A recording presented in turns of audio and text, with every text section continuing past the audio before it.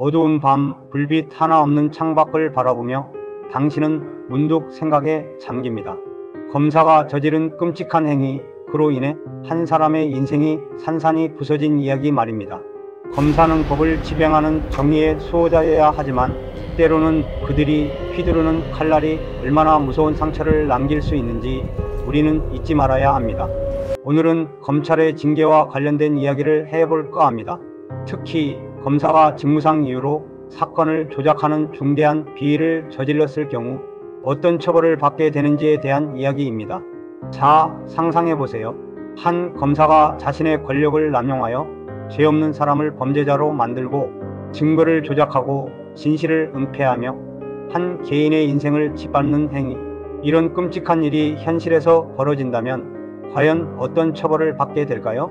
검사징계법에 따르면 검사에 대한 징계는 일반 공무원과는 다른 방식으로 이루어집니다. 징계의 종류에는 해임, 면직, 정직, 감봉, 견책 등이 있지만 가장 높은 수위의 징계는 해임입니다.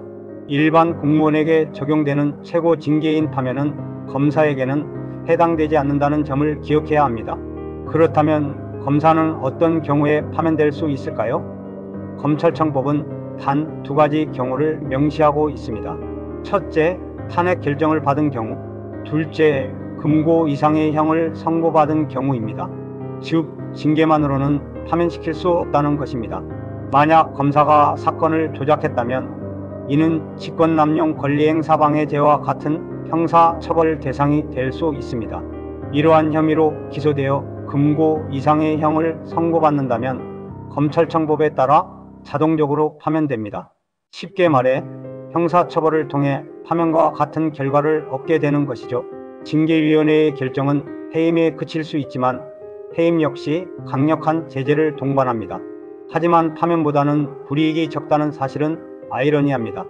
과거 서울시 공무원 간첩 조작 사건과 관련된 검사가 헌정사상 최초로 탄핵 소추되었지만 헌법재판소는 파면할 정도의 중대한 법 위반은 아니라고 판단했습니다.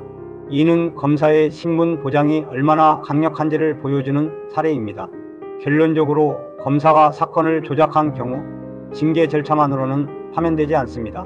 그러나 형사처벌을 통해 파면과 같은 결과를 낳을 수 있다는 점을 기억해야 합니다.